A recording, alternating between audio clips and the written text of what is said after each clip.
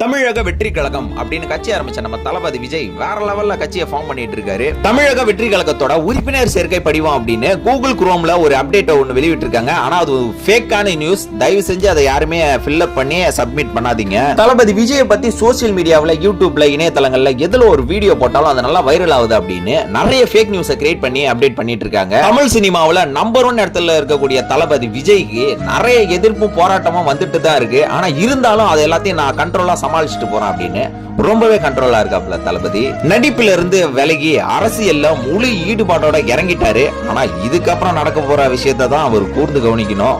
என்னதான் ரசிகர் பட்டாளா இருந்தாலும் ஃபேமிலி ஆடியன்ஸ் அப்படின்ற ஒரு கவரிங் இருந்தாதான் டோட்டலா எல்லாரையும் கவர் பண்ண முடியும். ஆனா அது வந்து தளபதி இருக்கு. ஆனா அவர் 2026ல சிஎம் ஆவாரா ஆக மாட்டாரா அப்படின்றது அந்த ஆண்டவன் கையில தான் இருக்கு.